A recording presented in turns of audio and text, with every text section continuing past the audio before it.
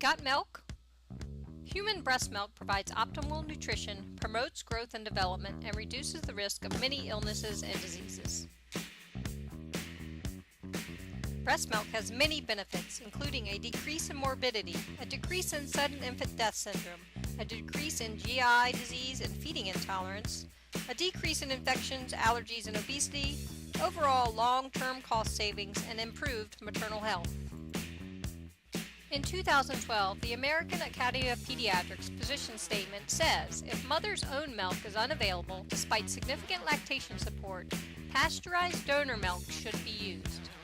The World Health Organization also stated in 2014 that low birth weight infants who cannot be fed mother's own milk should be fed donor milk in settings where it is safe and affordable. The experts say that one of the worst diagnoses for preterm infant is necrotizing enterocolitis. Breast milk has immune properties that protect the gut from injury and reduce the incidence of NEC.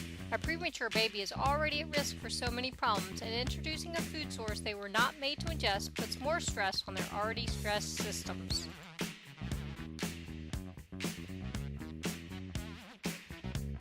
Uses for human donor milk include mom not able to provide breast milk, mom not able to provide enough breast milk, mom not willing to provide breast milk, or mom not able to provide milk for medical reasons. Remember, everyone needs a helping hand every now and then. There are 15 milk banks in the United States. In Virginia, the Children's Hospital of King's Daughters is the only state milk bank. Milk banks across the United States provided more than 3.2 million ounces of donor breast milk last year. Donor moms are superheroes. Over 5,000 moms donated milk in the United States last year. Donor moms can contact the closest milk bank and get a personal phone interview. Next, a thorough medical screening is performed, including maternal health and lifestyle, lab testing, and review of current medications. The donor mom pumps her extra breast milk. Then she freezes it and delivers or ships it to the nearest milk bank. At the milk bank, the staff completes a thorough hand scrub and performs testing on the donor milk. Once tested, the donor milk is transferred to glass flask. Then it is pasteurized at 62.5 degrees Celsius for 30 minutes. It is then refrozen for 2 weeks at 20 degrees Celsius to help decrease risk of CMV transmission. Repeat lab testing is again performed and any contaminated milk is discarded. It is then shipped frozen to hospitals and individuals at home. Once the milk reaches the NICU, it is logged in and stored in designated freezers.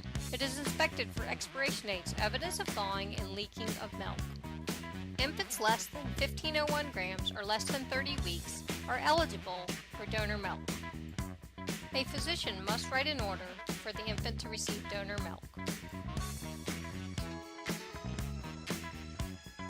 Hospital policy for human donor milk includes maintaining supply of the frozen donor human milk, identifying infants who meet the criteria, discussing risk and benefits with families, obtaining consent, ensuring physician orders are proper preparation of donor human milk, labeling the bottle immediately, warming and feeding the donor human milk according to the order, and of course documenting the feeding in the electronic medical record.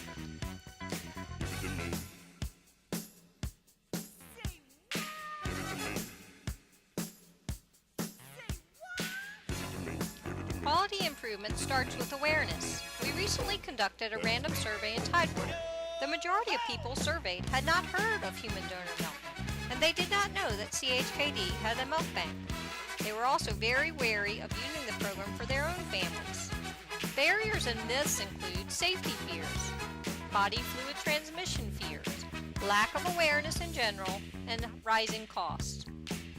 Nurse readiness could improve outcomes with knowledge of the donor human milk program, review of the processes, sharing and teaching families, as well as addressing their own concerns. Other options could be awareness at the pediatrician's office, the obstetrician's office, the community health fair, and by us, the Beasley School of Nursing as student nurses. To promote human donor milk in the NICU, all mothers and parents should be given information information on the Donor Human Milk Program prior to there being an issue with the supply. Furthermore, if we promote donor milk, mothers with an oversupply are aware of the need for breast milk and are more likely to donate.